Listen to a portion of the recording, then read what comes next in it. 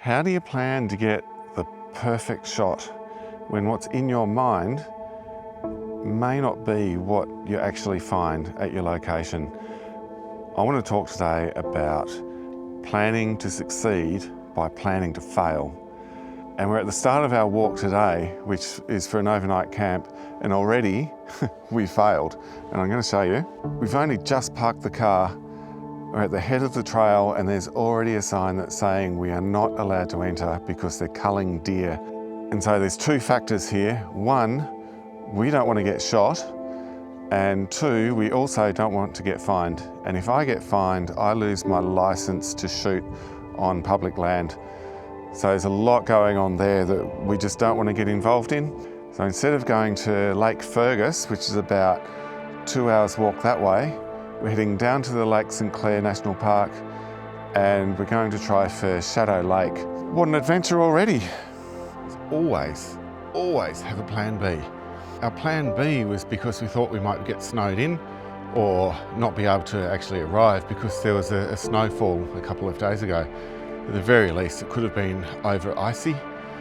So we thought, plan B, go to Shadow Lake in the Lake St Clair National Park. These midges are bad. I know we've just started, but how good is this? And this river on this side, we'll be following this all the way up, give or take, up to Shadow Lake. And I know it's not our plan A, but I've always wanted to come here. I'm so excited. Let's keep going.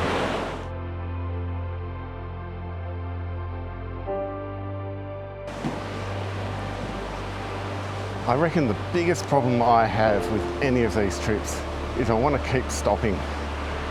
But it's a good couple of hours to get to our campsite. And then we need to scout around there for the shot that I want to take through the night and in the morning. So as beautiful as this forest is, and it really is beautiful, I can't stop. Maybe we'll get some shots on the way back.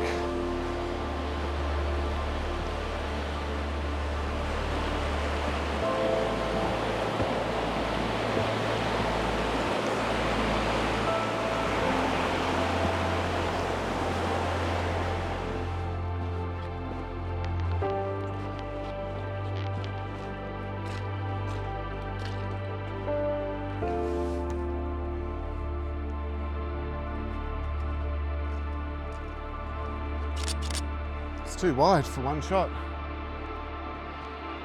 It's just beautiful.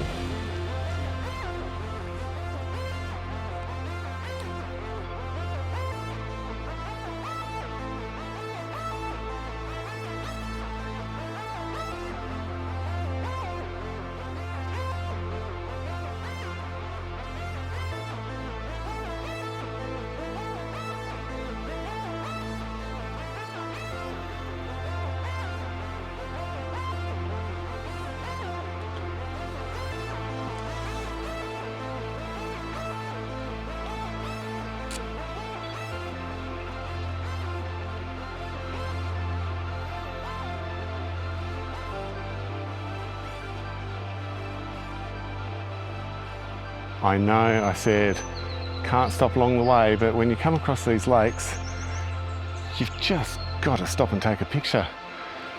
This lake is Shadow Lake, which is where we're going to camp alongside a bit further on. We'll keep moving.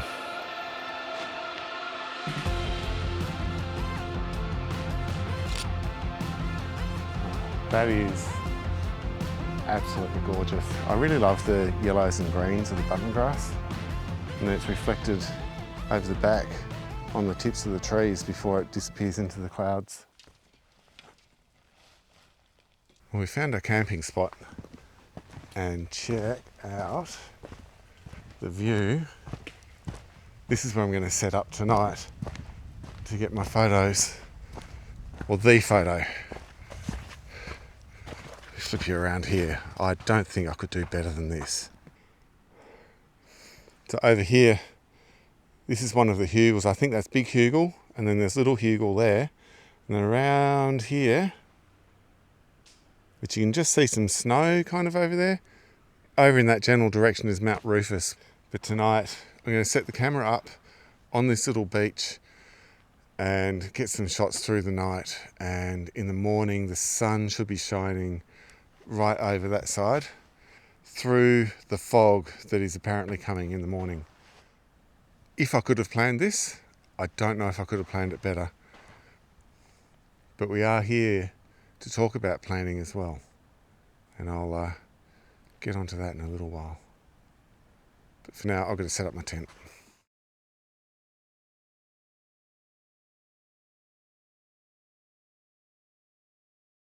As far as plan Bs go, I think we hit the jackpot.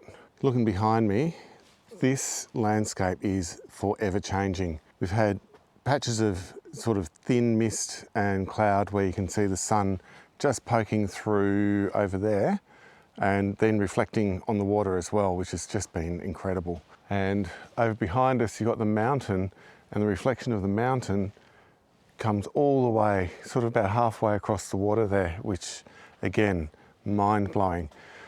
I got my camera set up behind me just doing a time lapse because I want to see the movement of the mist, because everything is so calm, but I know that there's movement happening. So I want to be able to show you guys exactly what that looks like over a period of time. A fair bit of planning did go into Lake Fergus, but a lot of that planning can still apply for here at Shadow Lake. Certainly things like the sun, the moon, the stars, where they rise and fall, and the direction that they're in. Cannot do anything about the weather. And the weather is, it's not miserable, I'll give you that. And it looks fantastic. And I've just got to show you again, look at that. The thing that really drew me to this scene was the reflections. Like, it's just almost flawless to see all of the trees reflected down below. But how to balance that is actually really difficult, because not only do you have the tree line coming down this way, which reflects up this way, forming a wedge, you've also got further on that wedge kind of continuing on. And you need to balance that out. And you can't really see it at the moment, but up here is the mountain. So the mountain fills that gap up top and below. And so you've got a wedge that's coming across and then a mountain up here, and that kind of forms a circle. And then you've got in the trees, when the light hits it, the tops of these trees are all bright as they are down below. So that's forming a circle as well. And then you've got all these lines, and absolutely stunning. When we're faced with all of those different objects and all the different reflections creating a whole range of different shapes, we somehow have to balance those out. And that is the most difficult thing.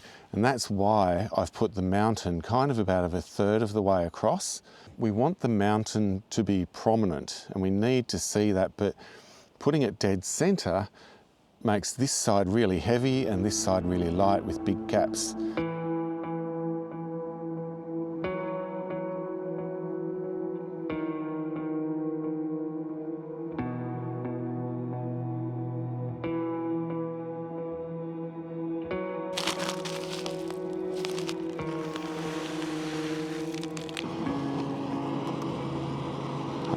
Just a little bit of hot love.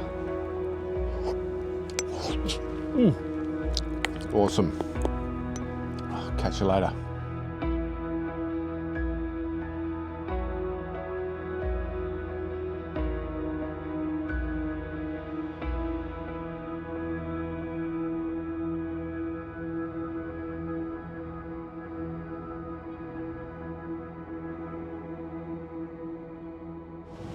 It was such a beautifully calm night last night.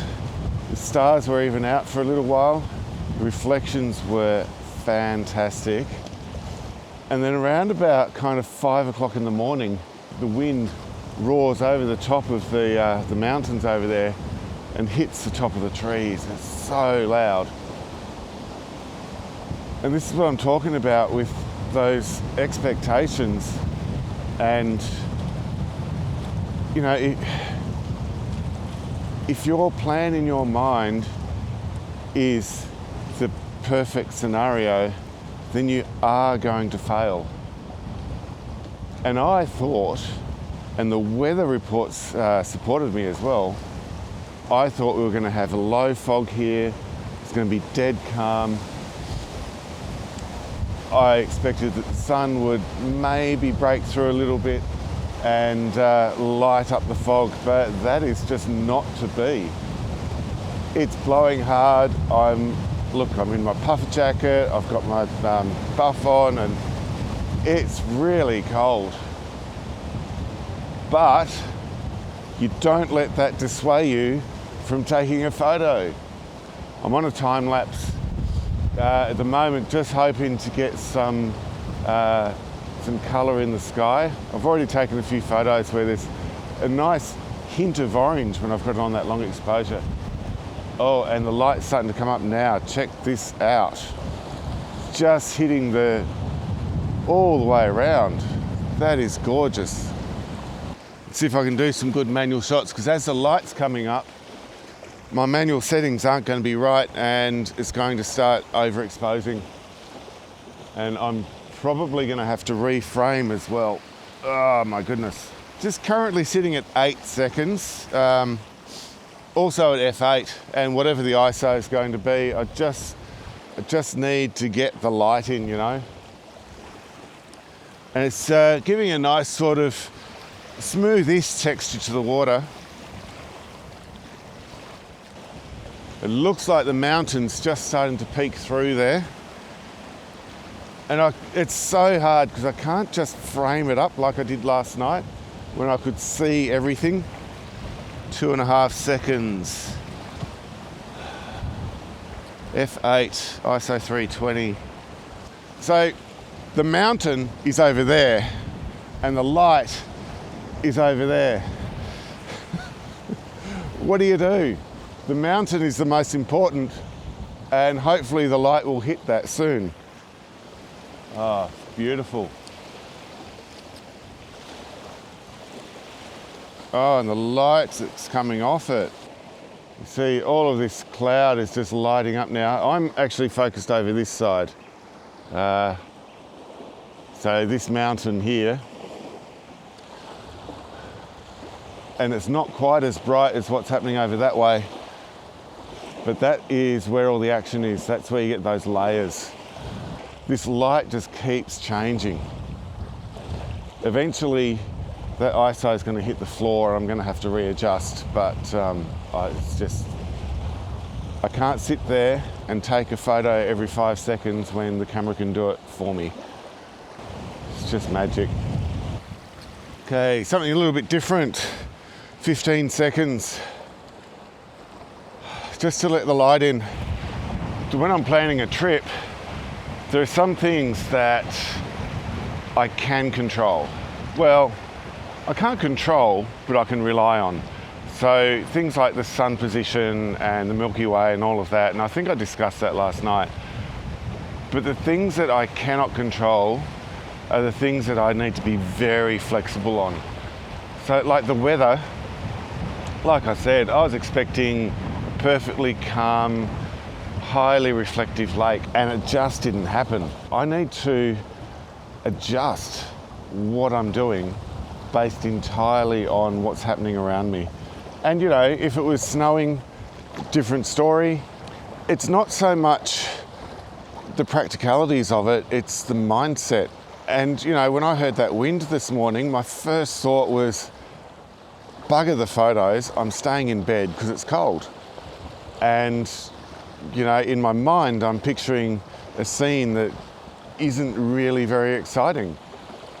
But it's still good, you know? It may not be exactly what I wanted, but with a little bit of creativity, like putting on an ND filter for a long exposure to smooth out that water a bit, and we've still got the clouds around the top of the mountain, it still looks good, and that light is ever changing. So yeah, you've just got to work it out, really. I'm going to keep taking photos until Chris gets his sorry butt up and makes me a coffee. It's okay, I've got his breakfast. And when I finish taking these photos, I'll put them up for you and I'll see you. Oh my God, that sun is just lighting up the mountain. It is insane. Here's the photo. I'll see you on the next one.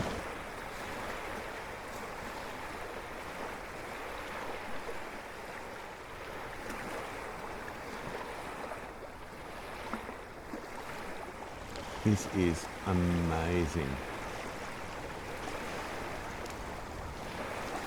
All right, gotta go.